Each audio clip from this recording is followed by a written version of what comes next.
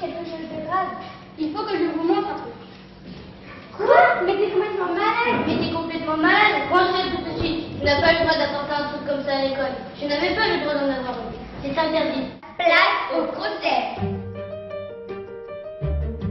Nous allons ce soir vous présenter le fruit de notre travail engagé depuis le début de l'année autour d'un projet concernant la justice. Son nom officiel est Projet d'enrichissement juridique et décisionnel. Enrichissement juridique, car il nous a permis, à nous, les élèves de la classe, de nous familiariser avec le monde de la justice de notre pays. Des mots nouveaux, juge, procureur, prévenu, mais aussi réquisition, avocat, plaidoirie, égalité des droits, laïcité. Enrichissement décisionnel, car ces connaissances et des trucs tels que la méthode appelée finale, qui nous permet de réfléchir à nos actes et à leurs conséquences.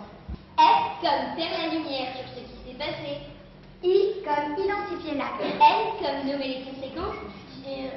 Que risque-t-il de se passer si on fait cet acte répréhensible? Répréhensible, c'est un mot qu'on vient d'apprendre, mais ça fait toujours chic de le dire devant des adultes. A comme alternative. L comme laisser tomber, laisser vite son poids. Grâce à la méthode finale que nous a montré Madame Hamel, on sait comment éviter d'être amené dans des coups pas bien. La méthode finale, ça aidera à tout le monde de se défendre contre le harcèlement. Si vous vous faites harceler, en parlez. Parce que si vous en parlez pas, ça va se retourner encore contre vous et tout, et ça va être de pire en pire. Mesdames et messieurs, la cour. On se lève, s'il vous plaît.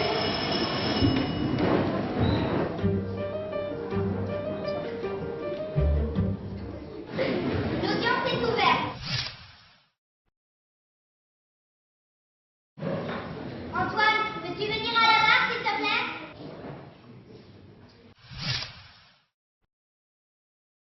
Nous avons été saisis par le procureur de la République qui te reproche d'avoir porté et surtout d'avoir utilisé une bombe lacrymogène contre 3 enfants élèves de ton école le 14 novembre 2017 à Avon. Nous commencerons par entendre 2 policiers. Antoine s'est présenté au commissariat le 16 novembre, accompagné de ses parents. Au début, il a mis à avoir aspergé de bombes lacrymogènes ses camarades et nous a dit être allé à l'école comme chaque matin. Mais quand je lui ai dit que 2 témoins l'avaient vu faire, il a pleuré longtemps et nous a tout de suite déclaré que 2 témoins l'avaient vu et nous a tout de suite déclaré que 3 élèves de sa classe se seraient moqués de lui auraient aussi pris son goûter et à l'étude, il lui aurait fait des plaisanteries en lui cachant son sac et ses affaires. Il lui aurait aussi pris sa casquette et en classe, il lui aurait fait des croche-pattes. C'était selon les mots d'Antoine super dur. Antoine nous a dit que cette situation durait depuis des semaines. Il n'en a parlé ni à ses amis, ni à ses parents, ni à sa maîtresse. Il nous a dit qu'un jour, en allant au stade, il aurait trouvé à côté d'une poubelle une bombe lacrymogène.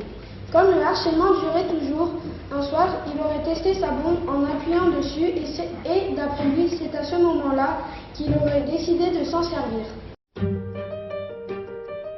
Une sanction, c'est comme si on se fait punir, quoi. Mais en pire. Quand par exemple quelqu'un te dit une chose où tu vas devoir par exemple payer, rester dans un endroit où tu vas être surveillé. C'est comme une punition qu'on prend chez soi mais plus forte. Pour moi, une sanction, c'est pour éviter que la personne elle refasse la même chose plus tard. Nous allons à présent entendre M. Guillet, éducateur à la protection judiciaire de la jeunesse. Antoine est un garçon très gentil, mais qui manque encore de confiance en lui, mais il progresse. Il parle davantage, dit les choses, ce qui est nouveau. Je me suis dit, c'est bizarre de voir le petit pâtissier près du boulanger. Il habite pourtant pas dans le coin. Il marchait vite, et quand je suis arrivé rue du Mousseau, je l'ai vu approcher 3 autres gamins. Je me suis dit, il commençait bientôt, cela pour utiliser ce truc. Les 3 gamins se sont mis à gueuler et le petit pâtissier est parti en courant. Après, je suis rentrée chez moi. Nous voyons qu'il y a eu des vidéos. Musée du Louvre, Tour Eiffel, Notre-Dame. Timothée dit qu'il est élève de la classe, copain avec Antoine et qu'il est d'accord avec vous. A-t-il bien compris la question?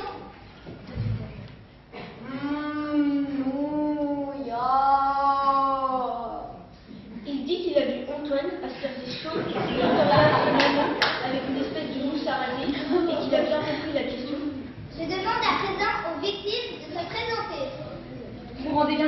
Antoine a été agressé. Ces gamins l'ont harcelé pendant des mois. Vous vous rendez compte ce que mon fils a vécu pendant toutes ces semaines? J'aime bien faire des blagues.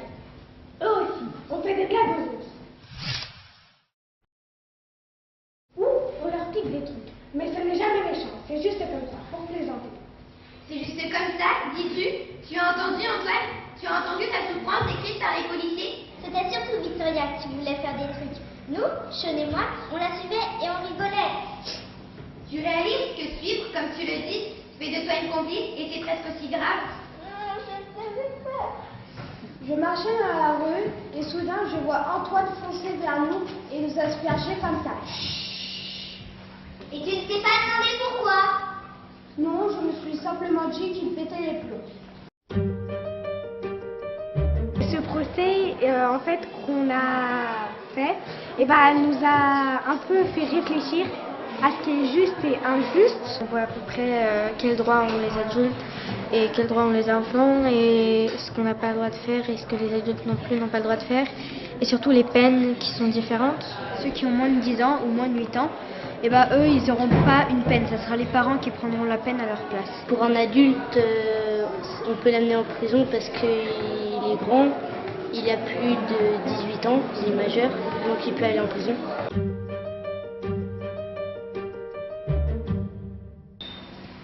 Maître Tishmina, vous avez la parole pour Victoria. Victoria, la cliente, est devenue une jeune adolescente pleine d'énergie, qui n'a pas pris conscience des actes qu'elle a commis. Mais c'est une élève sérieuse dont le caractère est bien trempé. Et vous l'avez vu, elle n'a pas sa langue dans sa poche.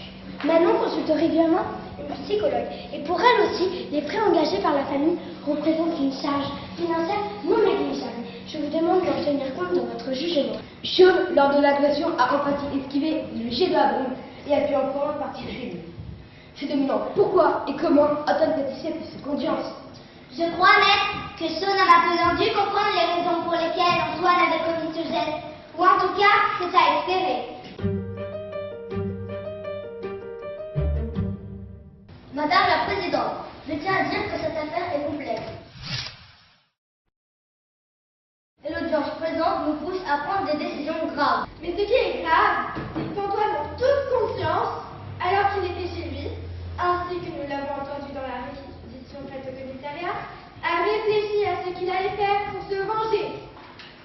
À l'écoute de ce que ces trois enfants disent des actes commis avant les événements du 14 novembre et du témoignage de la mère du jeune Antoine, mes collègues et moi avons décidé d'engager une procédure à l'égard de Victoria Rougal, Manon Rassi et Sean au motif de harcèlement.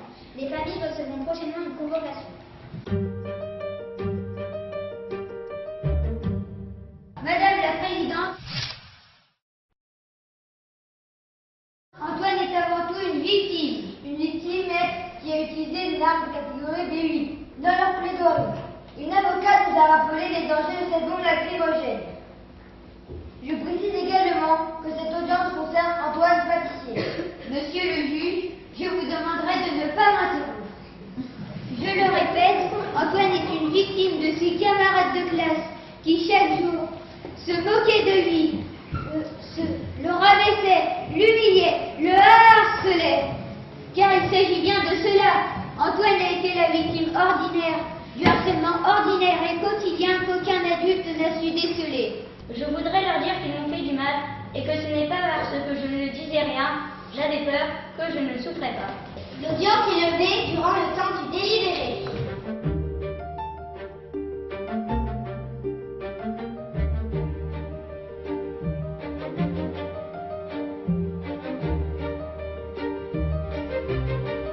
Je vais d'abord dire, est-ce qu'il est coupable? Est-ce qu'il a bien commis les faits qu'on lui reproche? Est-ce que c'était bien une bombe lacrymogène? Est-ce qu'il l'a bien utilisée? Alors là, vous avez des éléments, hein, vous avez à la fois des témoins, vous avez des victimes, vous avez ce que lui a dit aussi. Et puis la deuxième chose, qui sera sans doute plus difficile pour vous, c'est quelle est la sanction adaptée pour lui. Ça doit être éducatif, ça doit avoir du sens, il doit comprendre pourquoi on le condamne, mais surtout l'idée c'est qu'il ne recommence pas. Donc maintenant c'est à vous de discuter tous les trois, est-ce qu'il est coupable ou non, vous devrez prendre une décision, et ensuite quelle sanction vous allez appliquer à Je vous Antoine? propose que pour décider, à chaque fois qu'on proposera une idée, on fera un vote pour voir si cette idée elle est bien, comme il est un nombre impair. Moi, je propose déjà 3 lettres d'excuses pour Victoria, Sean et Manon. Une amende de 2 000 € pour les 3. Donc en tout, ça fait 3 000 €. Peut-être oui 1 000 € pour Victoria, mais pas 1 000 € pour les 2 autres. C'est un peu abusé. Sean, Victoria et Manon, ils ont harcelé Antoine. Donc, je ne vois pas leur donner vraiment 1 000 € à chacun. Mesdames et messieurs, la cour, on se lève, s'il vous plaît. Vous pouvez vous asseoir. L'audience reprend. Antoine, veux-tu venir à la barre, s'il te plaît? Nous te déclarons coupable. Nous te condamnons à écrire 3 lettres d'excuses à chacun pour t'excuser d'avoir commis ce geste. Pour Victoria, pour les réparations financières de ses lunettes, tu lui verseras une somme de 1 000 € d'amende. Pour Manon, pour les réparations financières de la psychologue qu'elle consulte maintenant régulièrement, la charge financière sera de 500 €.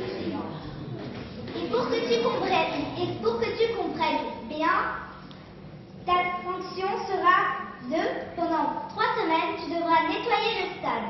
As-tu bien compris ce que je viens de te dire? Je te rappelle que tu as le droit de faire appel, c'est-à-dire de contester notre verdict, et dans un délai de 10 jours, l'audience est levée.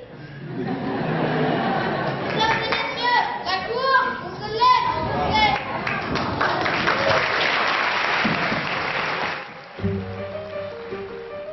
J'aimerais bien être avocate parce qu'on défend une personne, mais juge, c'est un genre de responsabilité parce qu'on doit donner une peine et en même temps, on dirige un peu le tribunal. J'aimerais bien être procureur parce qu'on implique, on va dire, les lois.